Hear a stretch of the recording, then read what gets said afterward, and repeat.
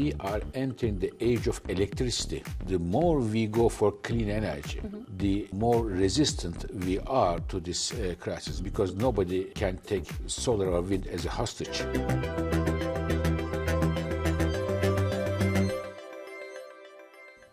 Welcome to The Big Question, the series from Euronews where we speak to some of the biggest names in business. I'm Hannah Brown, and today I'm joined by Dr. Fatih Birol, the Executive Director of the International Energy Agency. So thank you for joining us again. You released the World Energy Outlook 2024 in October. So can you tell me what has changed in the past year? What progress has been made? So at the World Energy Outlook, we see at least two major trends, which is important for Europeans, but for the entire world. One of them is when it comes to oil and natural gas, which are key for our economies, for our industries. In the next years to come, we expect that the prices will see a downward pressure, which is good news for the economy.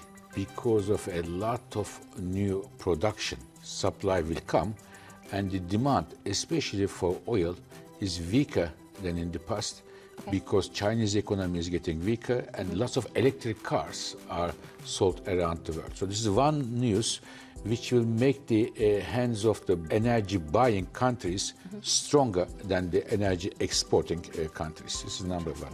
The second one is that there was an industrial revolution centuries ago, and with this we had the age of coal, followed by age of oil. We use a lot of oil. We still use oil. We will use more. But we see that we are entering the age of electricity. Now, lots of electricity is used for, again, the cars. In the developing world, more and more air conditioners are sold. They are a major source of electrification.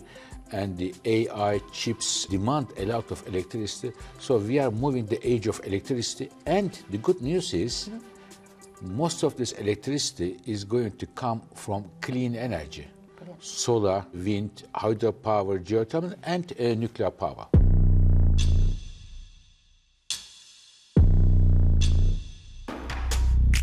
As we're hurtling towards 2030 and all of the climate goals associated with it, how are the current global conflicts affecting the energy transition?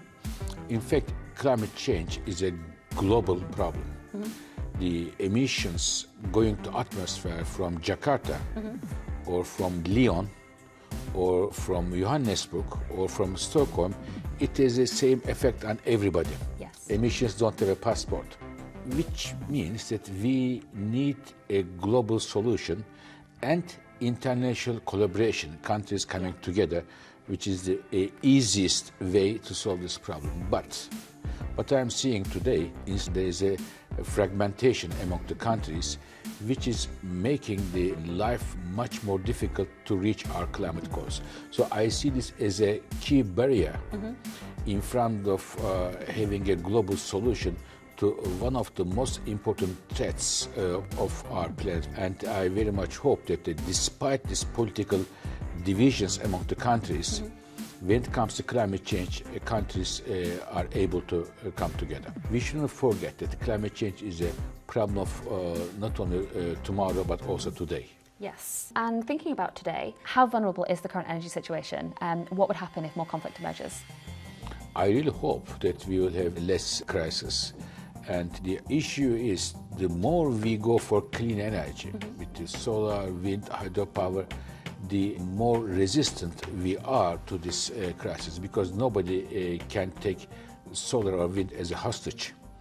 You can do oil and gas, but not solar and wind and the others. So in fact, the more this energy security threats as a result of the political tensions here and there, we see the stronger the push for clean energies, not only for climate change reasons, but for energy security reasons. So this is an interesting dilemma.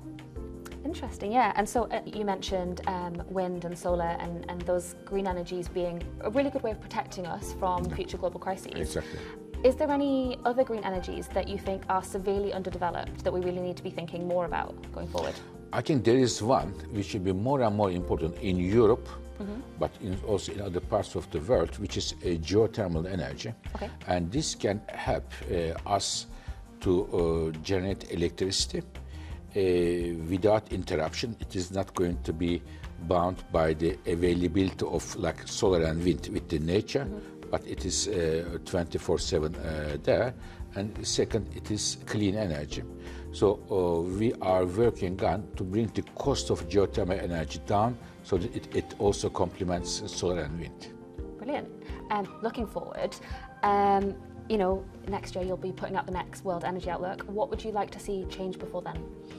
I really want to see that the countries, instead of having difficulty with each other politically, they come together, especially when it comes to global issues such as climate change, and try to get some consensus how we go forward. This is the major challenge we see today, especially when it comes to support emerging and developing countries, clean energy financing there, because we see a lot of investment happening in clean energy, but big chunk of it is happening in the advanced economies in China.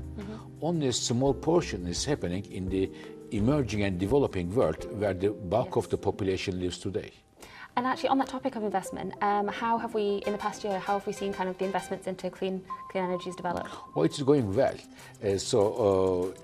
Just to give you an example, 6 years ago, the entire investment of energy in the world was 2 trillion. Okay. 1 trillion for clean energy, 1 trillion fossil fuels. Okay. This year, the entire is 3 trillion, 1 still for fossil, but 2 for clean. So clean went from 1 to 2, double the clean energy investment. This is a very good news. Not high enough, but still a good increase, doubling. But the problem is most of them are in advanced economies in China. So if it's not enough, what does it need to be in order for us to achieve the goals that we have set? So what is lacking today is the financing clean energy in emerging and developing countries. 85% of this 2 trillion is in advanced economies such as Europe, United States, Canada, and others, and China. 15% in the rest of the world, where more than 2/3 of the global population lives. So we have to find ways to support those countries. Yes, okay, brilliant. Well, thank you so much for your time today and for joining us again on The Big Question. It was a pleasure. Thank you very much. Thank you very much. Thank you. And thank you for watching. Tune in next Monday for another brand new episode of The Big Question.